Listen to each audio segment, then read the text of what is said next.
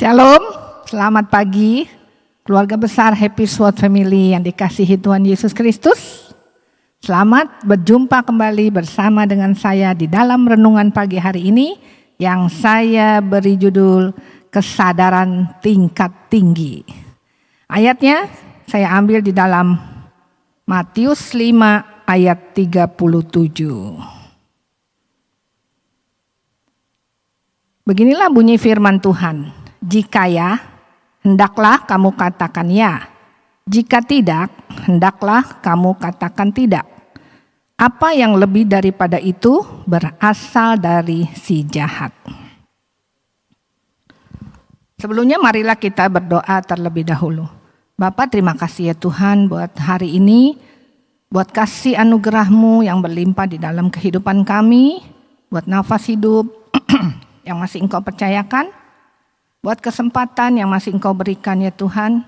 Kalau sebentar kami mau mendengar sebagian dari firman-Mu, biarlah kami boleh menjadi pelaku firman, dan biarlah firman-Mu boleh tertanam di hati kami ya Tuhan. Terima kasih Bapa, di dalam nama Tuhan Yesus Kristus kami berdoa dan mengucap syukur. Haleluya, amin. Minggu kemarin khotbah Bapak Gembala masih tentang sadar dan kesadaran ya. Saya beberapa kali terkagum gitu dengan apa yang diajarkan Bapak Gembala. Karena apa yang Bapak Gembala berikan itu adalah berasal dari hikmat Tuhan ya. Saya tertarik dengan kata-kata Bapak Gembala yang begini firman-Nya, yang beliau katakan. Selama 6 hari belakangan ini, pada renungan Happy Sword Family yang setiap pagi disajikan sebagai konsumsi rohani, sebagian besar membicarakan mengenai sadar dan kesadaran. Namun, apakah para pembicara termasuk saya sudah hidup di dalam kesadaran penuh? Jawabannya belum tentu.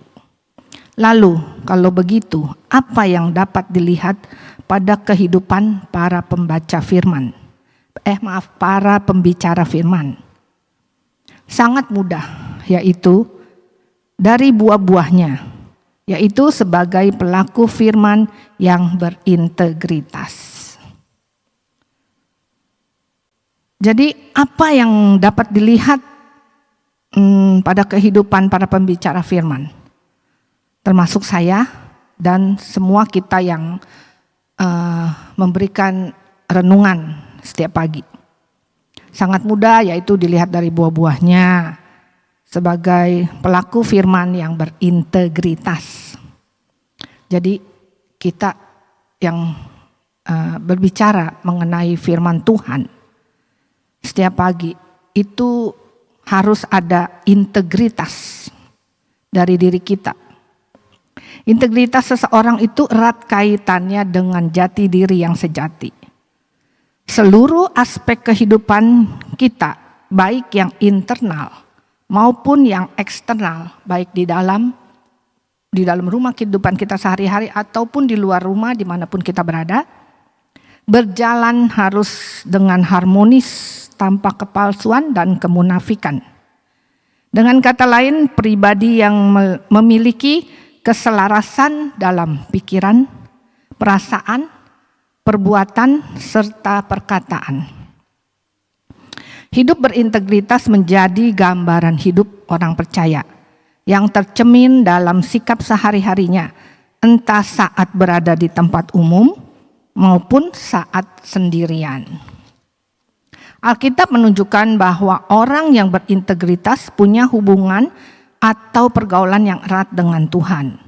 Mereka selalu berusaha hidup benar, mau terus belajar firman Tuhan, menjadi pelaku firman Tuhan yang setia.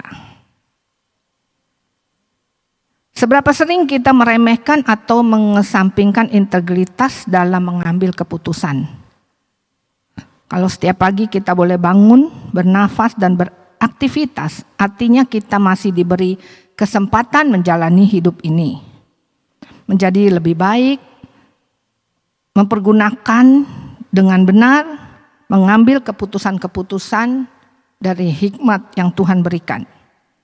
Integritas berarti dapat dipercaya, jujur dan setia pada hal-hal yang benar.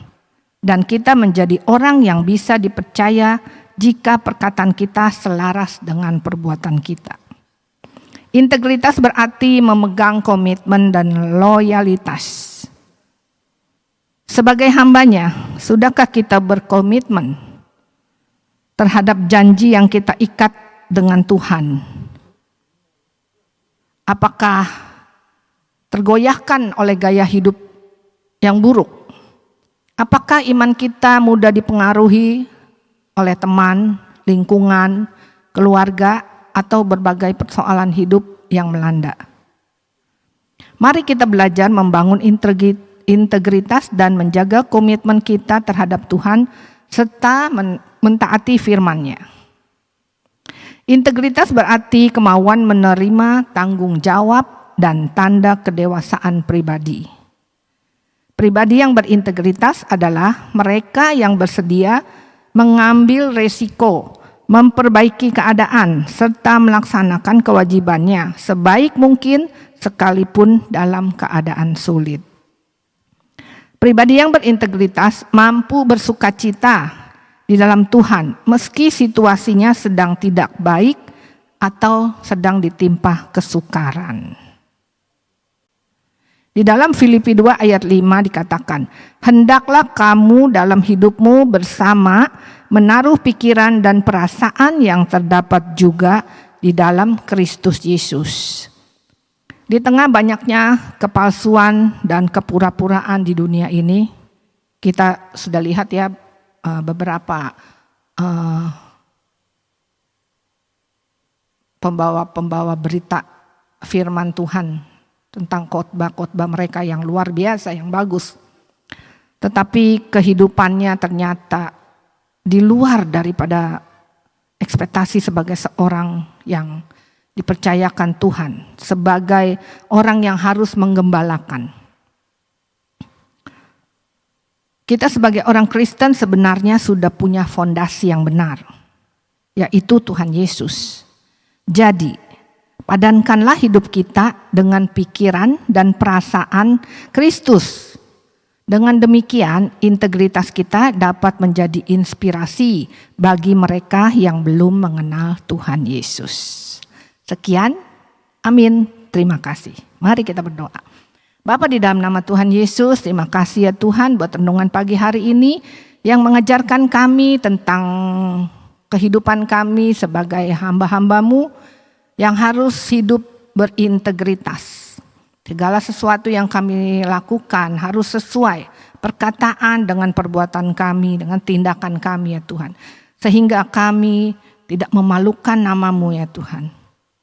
Ajar kami Tuhan, anak-anak-Mu, keluarga Happy Swat Family Tuhan, agar kami hidup terus erat di dalam Engkau, sehingga integritas yang Engkau berikan dapat kami pergunakan dengan sebaik-baiknya, hingga kami dapat memuliakan nama-Mu. Terima kasih Bapa, di dalam nama Tuhan Yesus Kristus kami berdoa dan mengucap syukur. Haleluya, amin. Terima kasih, Tuhan Yesus memberkati.